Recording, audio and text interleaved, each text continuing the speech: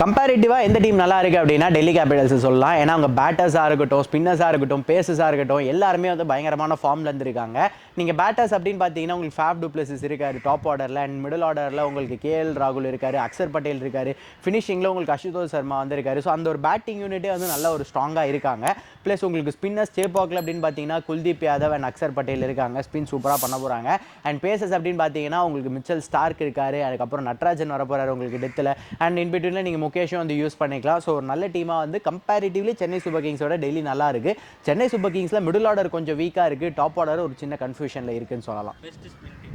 Best spin team அப்படின்னு பார்த்தா Chennai super Kings வந்து சொல்லலாம். பட் ஸ்டில் என்ன பிரச்சனை அப்படின்னு பார்த்தீங்கன்னா ரீசெண்டாக ஃப்ளெமிங்ஸ் வந்து சொல்லியிருந்தார் ஆர்சிபி மேட்ச்க்கு அப்புறம் அந்த பிச்சை வந்து கொஞ்சம் எங்களால் ரீட் பண்ண முடியல, கொஞ்சம் பேட்டிங் பிச் மாதிரியும் இருக்குது அப்படின்ற மாதிரி சொல்கிறாரு. ஸோ அந்த டைம் உங்களுக்கு வந்து 3 ஸ்பின்னர்ஸ் அப்படின்னு நீங்கள் போனாலுமே உங்களுக்கு 2 ஸ்பின்னர்ஸ் வந்து ஆக்சுவலாக போதும் அப்படின்னு சொல்லுவேன். ஸோ அப்படி பார்க்கும்போது உங்களுக்கு குல்தீப் யாதவ் அண்ட் அக்சர் உங்களுக்கு அவங்களும் வந்து ஈக்குவலாக பேலன்ஸாக இருக்காங்க. பட் ஒரு பாயிண்ட் கம்பேரிட்டிவ்லி சென்னை சூப்பர் கிங்ஸ்க்கு வந்து கொடுக்கலாம். அது ஏன்னா நூர் அகமத் கொஞ்சம் ஒரு ட்ரஸ்டபிள் விக்கெட் டேக்கராக வந்து சென்னை சூப்பர் கிங்ஸ்க்கு இருக்காரு. அதனால் சென்னை சூப்பர் கிங்ஸ் என்ன பண்ணணும் அப்படின்னு பார்த்தீங்கன்னா பவர் பிளே வந்து விக்கெட் கொடுக்காம அந்த ஒரு விஷயத்தை வந்து பயங்கரமாக ஹேண்டில் பண்ணோம். ஏன்னா இதுக்கு முன்னாடி ஆடின 3 மேட்ச்சில் மும்பை இந்தியன்ஸோட ஆடும்போது வந்து பார்த்தீங்கன்னா கொஞ்சம் லீடில் இருந்தாங்க பவர் பிளேயில். அண்ட் அதுக்கப்புறம் ஆடின 2 மேட்ச்லையுமே பவர் பிளேலேயே வந்து அவங்க ரொம்ப கம்மியாக ரன்ஸ் அடித்ததுனால பவர் பிளேயை சரியாக யூட்டிலைஸ் பண்ணதுனால வந்து பார்த்தீங்கன்னா மேட்ச் வந்து தோத்தாங்க. ஹோப்ஃபுல்லி அவங்க டாப் ஆர்டரை ஓரளவுக்கு சரி பண்ணிவிட்டு மேபி ஒரு கான்வே உள்ளே கொண்டு வந்தாங்க அப்படின்னா நல்லாயிருக்கும். அண்ட் டெஃபினட்டாக கான்வே வந்து அவங்க கொண்டு வரணும். ஏன்னா கான்வே டெல்லி கேபிட்டல்ஸ்க்கு அகேன்ஸ்டாக நல்ல ஒரு ஸ்ட்ரைக் ரேட் வந்து வச்சிருக்காரு, அரௌண்ட் 60 கிட்ட வச்சிருக்காரு, 184 சம்திங் ரன்ஸ் வந்து வச்சிருக்காரு. இது வரையும் 250 அகேன்ஸ்டாக வச்சிருக்காரு 3 மேட்ச்ல அப்படின்னும் போது எஸ் நீங்கள் கான்வே கொண்டு வரது ஒரு நல்ல ஆப்ஷனாக இருக்கும்னு நினைக்கிறேன். சிஎஸ்கே அவங்க பவுலிங்கில் என்ன மாற்றணும் அப்படின்னு பார்த்தீங்கன்னா எக்ஸ்ட்ரா பேசர் வந்து கொண்டு வரணும். ஏன்னா உங்களுக்கு கலீல் அகமது வந்து பவர் பிளேயில் வந்து ரன்ஸை கண்ட்ரோல் பண்ணுறாரு, விக்கெட் எடுக்கிறாரு அப்படின்னும் போது அவருக்கு சப்போர்ட் பண்ணுற மாதிரி இன்னொரு பேசர் வந்து தேவை. கலீல் அகமது உங்களுக்கு ரன்ஸை கண்ட்ரோல் பண்ணி விக்கெட் எடுத்தாலுமே அடுத்த வர ஒரு பவுலர் ஒரு ஓவர்டனாக இருக்கட்டும் இல்லை ஒரு சாம் கரனாக இருக்கட்டும் ரன்ஸை வந்து கொடுத்துட்டு போயிடுறாங்க. 20 ரன்லேருந்து 30 ரன் கொடுத்துட்டு வந்து பார்த்தீங்க அப்படின்னா கலீல் அகமது மேலே எக்ஸ்ட்ரா ப்ரெஷர் போகுது. அண்ட் கலீல் அகமது அவ்வளோ நேரம் அந்த ஒரு மேட்சை கொண்டு வந்த ஒரு மொமெண்டமே போகுது. ஸோ கலீல் அகமதுக்கு எக்ஸ்ட்ராவாக இன்னொரு பேசர் கொண்டு வந்தால் பவர் பிளேவை சிஎஸ்கே நல்ல ஒரு பவுலிங்கில் வந்து யூட்டிலைஸ் பண்ணிப்பாங்கன்னு சொல்லுவேன். கம்பேரிட்டிவ்லி பாசிட்டிவ் சைன்ஸ் அப்படின்னு பார்த்தீங்கன்னா டெல்லி கேபிட்டல்ஸ்க்கு வந்து சொல்லலாம். ஏன்னா இதுவரையும் ஆடின மேட்சஸில் வந்து நல்லா வந்து ஜெயிச்சிருக்காங்க. அவங்ககிட்ட அந்த பாசிட்டிவ் சைன் அப்படின்றது அந்த டீமோட ஃபார்ம் அப்படின்றது எல்லாமே வந்து பார்த்தீங்கன்னா சூப்பராக தெரியுது. So comparatively Chennai super Kings அவங்க மிடில் ஆர்டரில் ஒரு கன்ஃபியூஷன் இருக்குது, பிளேயிங் லெவலில் சேஞ்ச் பண்ணியிருக்காங்க ரீசெண்டாக. அண்ட் இதுக்கப்புறமும் சேஞ்சஸ் வந்து எதிர்பார்க்க போகிறோம் அப்படின்னும் போது டெல்லி கேபிட்டல்ஸ் ஒரே பிளேயிங் லெவலில் ஸ்ட்ராங்காக போக போகிறாங்க. கேஎல் ராகுல் மிடில் ஆர்டரில் இருக்கிறது இன்னொரு பெரிய ஆடட் அட்வான்டேஜ் டெல்லி கேபிட்டல்ஸ்க்குன்னு சொல்லலாம்.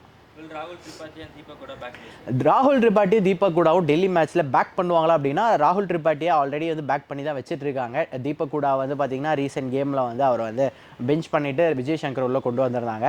பட் ஸ்டில் நீங்கள் ஒரு ராகுல் திரிபாட்டிக்கு பதிலாக ஷேக் ரஷீத் வந்து எதிர்பார்க்கலாம்னு நினைக்கிறேன். ஏன்னா ஷேக் ரஷீத் ரீசெண்டாக ஒரு போஸ்ட் ஒன்று போட்டிருந்தார் அவரோட இன்ஸ்டாகிராமில். ஸோ அவரை வந்து நம்ம திருப்பியும் வந்து அந்த ஒரு பிளேயிங் லெவலில் எதிர்பார்க்கலாமோ அப்படின்ற ஒரு சின்ன கியூரியாசிட்டி இருக்குது. பொறுத்திருந்து பார்ப்போம். ஸ்ட்ராங்கஸ்ட் பேட்டிங் ஆர்டர் அப்படின்னு பார்க்கும்போது டெல்லி கேபிட்டல்ஸ். இது என்ன கேள்வி? ஏன்னா அவங்க கிட்ட வந்து ஃபேஃப் டு பிளஸஸ் இருக்காரு, ஜெக் ஃப்ரேசர் மெகேக் வந்திருக்காரு. 2 பேருமே அந்த பவர் பிளே அப்படின்றது வந்து சூப்பராக வந்து ஒரு அக்ரெசிவ் இன்டென்ட்டில் வந்து யூட்டிலைஸ் பண்ணிக்க போகிறாங்க. அதில் எந்த விதமான டவுட் கிடையாது. அண்ட் அதுக்கப்புறம் உங்களுக்கு மேட்ச் அப்படியே போச்சு அப்படின்னா நடுவில் வந்து உங்களுக்கு கேஎல் ராகுல், அக்சர் பட்டேல், ஃபினிஷிங்கில் அசுதோஷ் சர்மா வந்து பார்த்துக்க போகிறாரு.